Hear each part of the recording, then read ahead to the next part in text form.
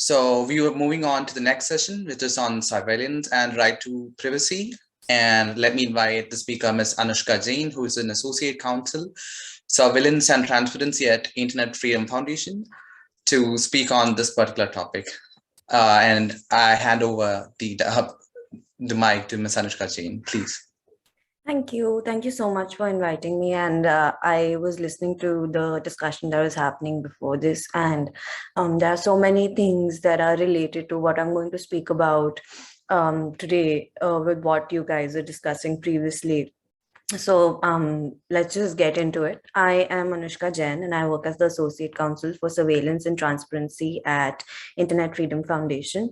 Internet Freedom Foundation is a digital liberties organization. I'm hoping you guys have heard about us. We work on issues related to internet shutdowns, data protection, surveillance, and related issues.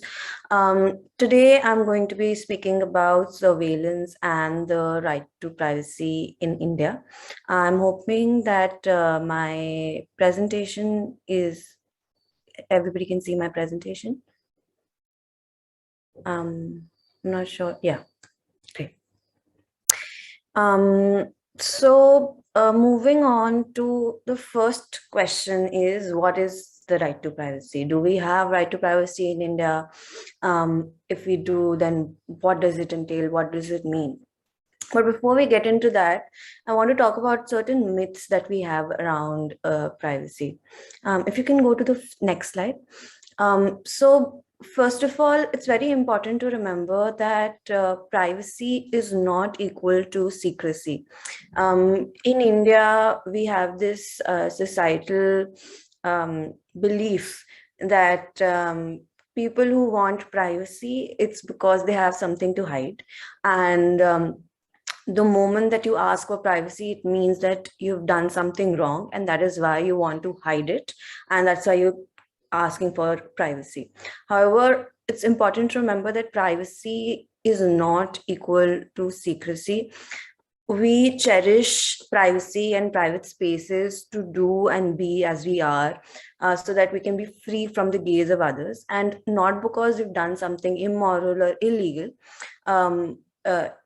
or that it's something illegal is happening inside our homes.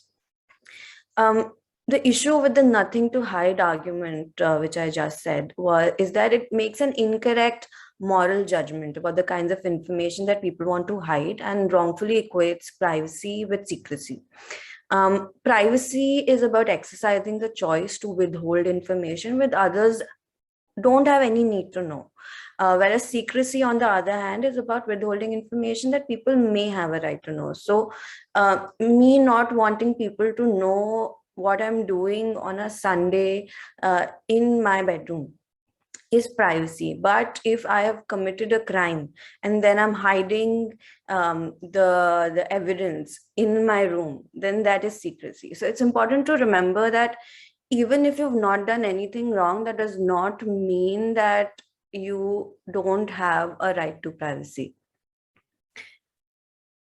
Like also to go into what the slide is showing, it's very important to understand that there are certain communities which are underprivileged and which are not as which are targeted because of their very identity. So these communities especially need the right to privacy so that they can hold their opinions and they can share those opinions with each other while they are safe from being targeted. For example, if a person belongs to the LGBTQ community, that person may not want his or her identity to be shared with their parents. Maybe they don't want that. Maybe they're not ready for that. But they do want to talk to other people who belong to the same community as them. So in that situation, it's very important for them to have privacy. So that is what privacy is, and that is why privacy is so important. Can you go to the next slide? Thank you. So basically what the right to privacy is, it's the right to be let alone, or it's the right to have freedom from intrusions or interference. It's the right to choose the extent of information to share about yourself and how to share it and who to share it with. Most of us right now most of you guys actually have your cameras off right now. That is because you don't want your face to be shown right now on this call. And that's your right. That's your right to privacy. You don't want to share that with the world right now. You don't want to share that information with the world right now. And that is why we get to make that decision, because we have the right to privacy in India. However, how we got here is also interesting. The right to privacy was not included in the constitution when it was drafted. The right to privacy was the Supreme Court actually said that the right to privacy flows from the right to life and liberty under Article 21 in the case of Puttaswamy versus Union of India. However, before that, we do not have the right to privacy specifically mentioned in the Constitution, which is why there was also some back and forth with regard to what is the right to privacy and do we have that in India and what are the contours of it, what does it include. But then in this judgment, in this decision, the Supreme Court was fairly expressive as to what they mean by right to privacy and what the right entails in India. In this judgment also, another thing that they did was, can you go to the next slide? Another thing that they did was they said that the right to privacy is not absolute. The state can intrude into your right to privacy, but it's important that there are certain thresholds which are fulfilled when the state is intruding into your right to privacy. Now, these are the 4 thresholds: legality, necessity, proportionality, and procedural safeguards. I'm going to just explain them a little bit. Legality, what I mean by legality is it's important that whatever intrusion that the state is making into your right to privacy, it's happening within a defined regime of law, which means that there is an anchoring legislation. There are clear provisions based on which the state is intruding into your privacy. If there is no law which allows them to do this, then they cannot do that. The second one is necessity, which means that there has to be a specific state aim, because of which the intrusion is being done. And if there is no necessary state aim that the government or any other, or the government authority which is doing it, if they can't state the specific state aim that they aim to fulfill, then again, they fail to fulfill these thresholds according to the Supreme Court. Third is proportionality. Now, what it means that the government has to show that there is a rational nexus between the objective, which is the necessary state aim, and what they are doing. And they also have to show that there is no other alternative mean from which they can fulfill this state aim. So it has to be extremely necessary that this state aim can be fulfilled only through this intrusion of privacy. If there is another way in which the state aim can be fulfilled, which is less intrusive, then the government has to go for that, and they cannot intrude into your right to privacy. And finally, the 4th threshold is procedural safeguards, which is, I think, self-explanatory. There has to be appropriate independent institutional mechanisms in place which act as procedural safeguards, which allow that whatever is happening is aligned with standards of procedure established by law, and whatever is happening in a just, fair, and reasonable manner, so that there is no abuse of the intrusion or no abuse of the right to privacy done by the state. So that's basically the right to privacy in India. This is as much as we have with regard to right to privacy in India. We don't have a specific law related to right to privacy in India. We don't have specific provisions which relate to the right to privacy in India. We do have in the Parliament, the Personal Data Protection Bill of 2019, which has been in the Parliament for quite some time now, and we have been hoping that it will be tabled this session and then probably be made into law. But however, it's also important to remember that as it stands, the law is very problematic. It's very weak. And if you want to learn more about what the issues are with the law, I suggest you go to our website, that's internetfreedom.in, and read our in-depth analysis of each and every issue with regard to the PDP bill as it stands. Now I'm going to talk about surveillance. So can you go to the next slide? So what is surveillance? Surveillance basically means that somebody or some authority is continuously or intermittently monitoring a person or a group of people or a community for the purpose of gathering information on them and about their activities. The surveillance can be of two types: mass surveillance and targeted surveillance.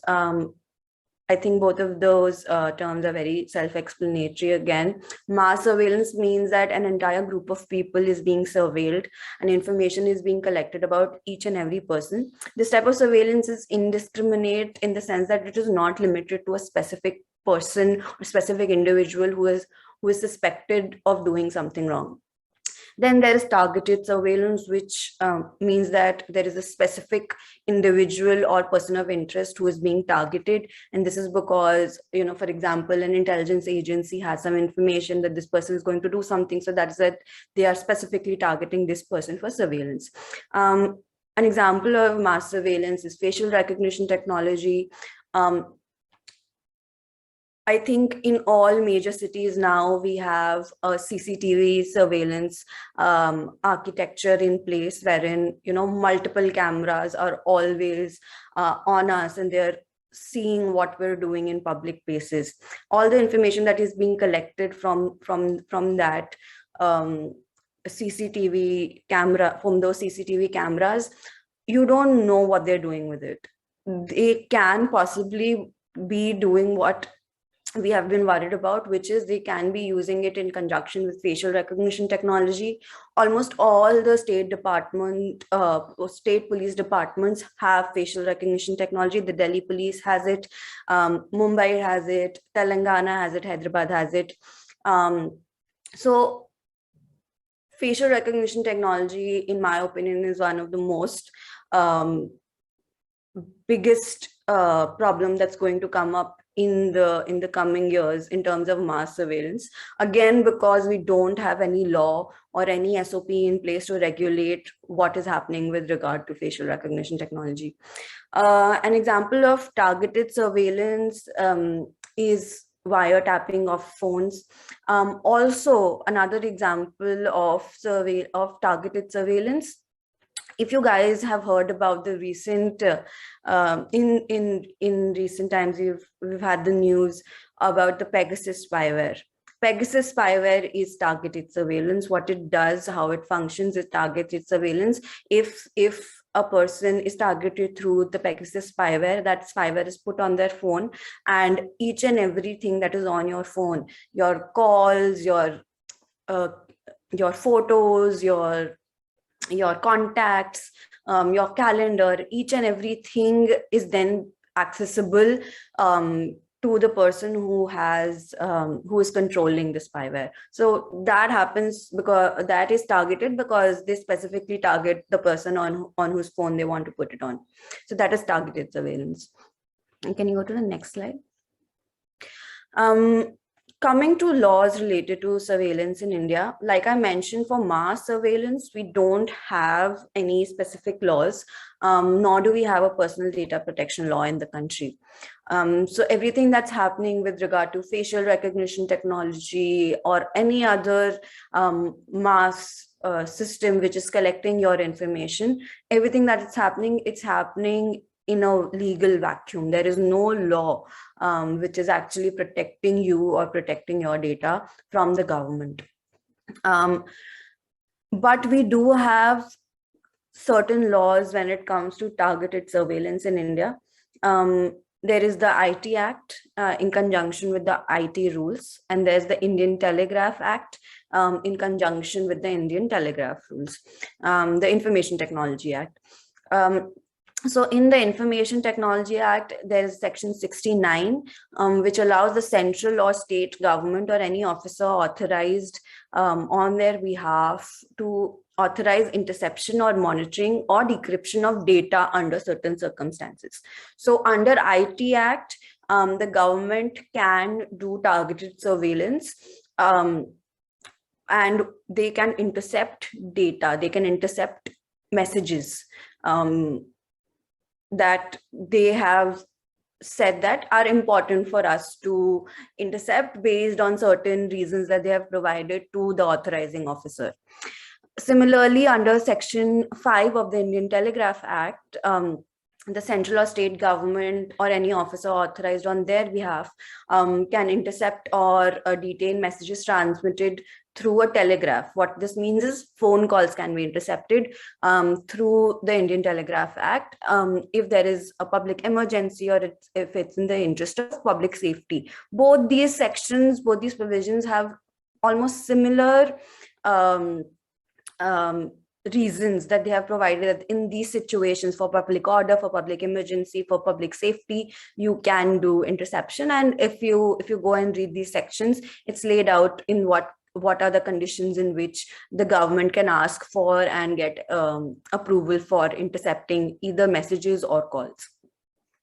But it's important to remember that these are the only two provisions that are there. With regard to the Pegasus spyware specifically, in which the entire phone itself is hacked, hacking of phones or hacking of devices is illegal in India under section, I think it's section 66 of the IT Act. It's illegal to do that. But if it has been done by the government or by any other person, the Pegasus leaks, the Pegasus interception specifically, then it's problematic because that's illegal in India. What is allowed is, like I said, interception of messages and interception of calls. But those are the only two things that are there. And those are the only two provisions that are there with regard to surveillance in India. It's important to remember here that these laws were made very long ago, and they are not keeping up with what is happening in the country now, with what is happening in terms of the development of technology now. Mass surveillance, we don't have any provisions with regard to mass surveillance. We also don't have any provisions with regard to what happens in situation where spyware is involved. So right now, in our country, we are facing a lack of laws with regard to how this is to be responded to, and what the person who has been targeted can actually do in such a situation. Because if there is no law, then what do they say? What do they go and say that this has happened to us? There is no crime that has been committed, essentially. This is one of the problems with the Indian surveillance architecture. There are other problems as well, which I'm going to talk about in my next slide. The first and foremost problem, can you go to the next slide? Thank you. The first and foremost problem with the Indian surveillance architecture is that there is a lack of oversight.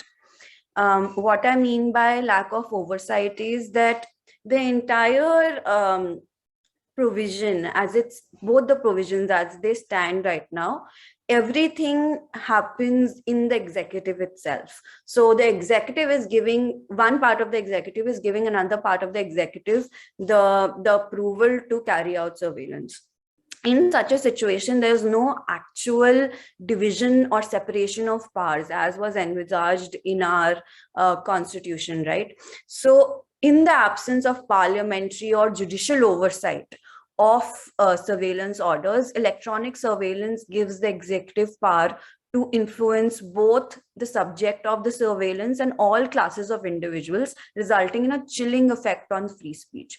Because what happens is that, for example, if you're a journalist and you know that the government the executive is probably wiretapping journalists who are working on stories which criticize the government. It's important to remember here that criticizing the government is not illegal in India, right? We are within our rights to say or do anything against the government. And if you're a journalist and you're doing this, you are well within your rights to do this. But if you think that the government is targeting journalists on the basis of the fact that journalists who are criticizing the government are being their phones are being tapped and the information is then being misused, you will worry about doing such stories and you may step back from doing such stories. So this is the chilling effect on free speech that I'm talking about, that journalists will self-regulate and they will say that I'm not going to criticize the government because of what might happen to me. So that's why it's very important that there is a division or separation of the powers, especially when it comes to authorizing surveillance orders. We need judicial oversight. What I mean by judicial oversight is that all surveillance orders which are issued, they need to they need to be authorized, or they need to be overseen at least by the courts, so that it's ensured that overbroad or incorrect surveillance orders are not being issued. Second issue is that there is no avenue for the surveilled person to seek redressal. I mean, this is a very obvious problem. Surveillance by its very nature happens in secrecy, so people don't know that they are being surveilled.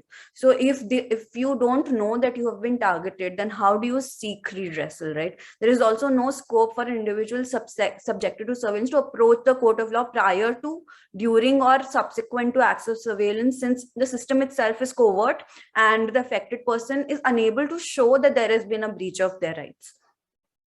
Like I mentioned, there is no personal data protection law in place, and the proposed PDP bill also gives wide exemption to government authorities in its present form.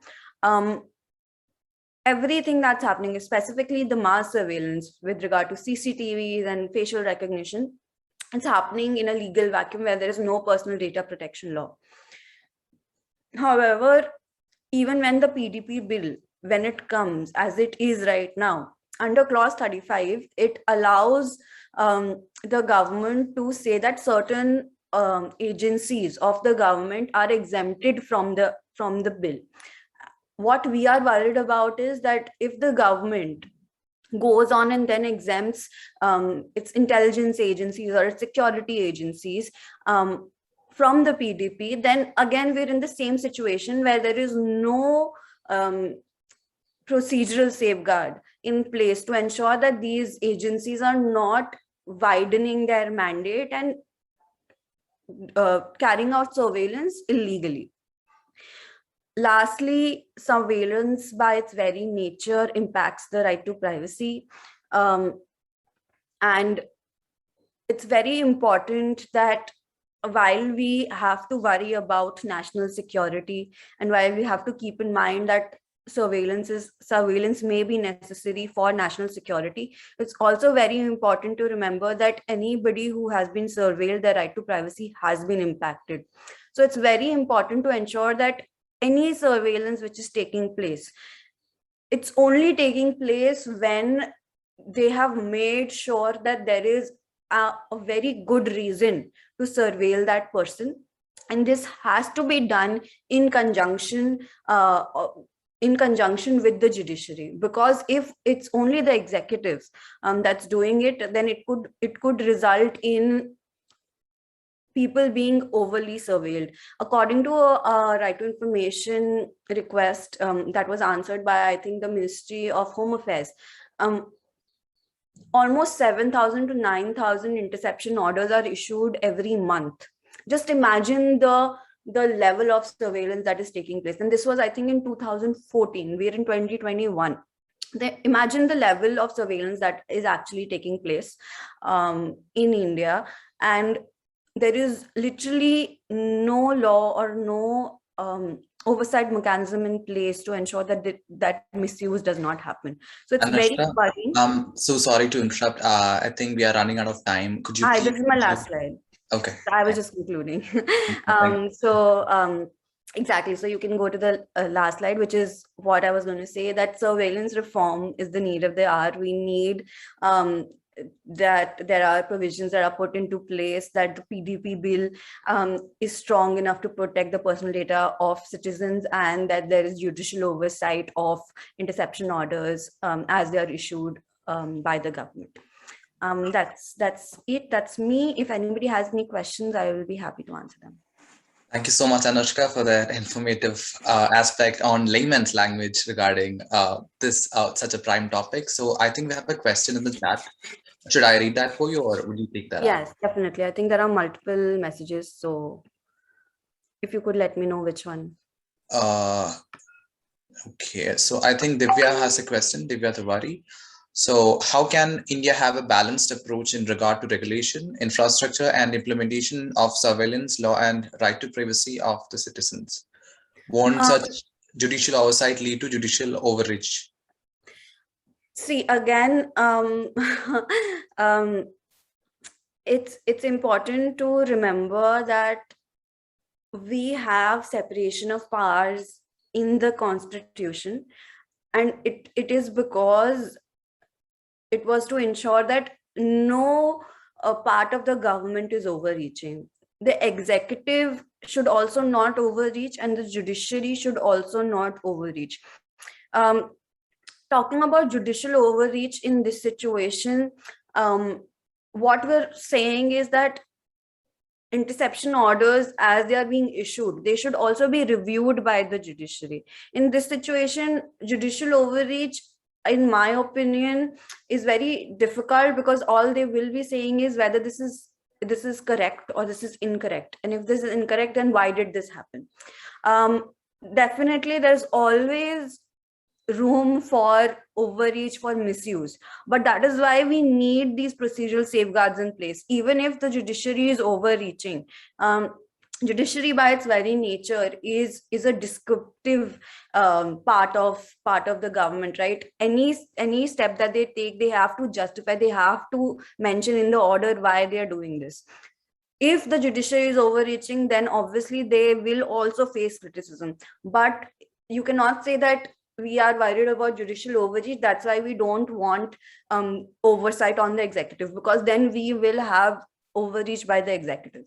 So it's very important that both these are balanced. Coming back to right to privacy and how to balance that, I think again it's very important that all these provisions are very narrowly tailored and very narrowly interpreted, and only in situations where it has been extremely justified that surveillance is the only option, in those situations only interception order should be issued. Personal data protection law should be put in place. Mass surveillance technologies such as facial recognition, such as CCTV cameras, they should be used with an SOP in place, so that so that privacy of citizens is respected. Yes. Thank you so much, Anushka. I'm so sorry for the participants that we won't be able to take any questions online right now. But if you have any questions, please feel to type it down in the chat. We'll surely take that up with the speaker, and we'll surely get back to you. Anushka, it was a very informative session. So you started with citing the difference between right to privacy and right to privacy and secrecy. Then you went on and you slowly set the tone towards the recent developments of the PDP bill and everything. And you were kind enough to lay down the flaws right from the Telegraph Act and everything. And for your information, if you want to get more information on their work, please feel free to visit their website, and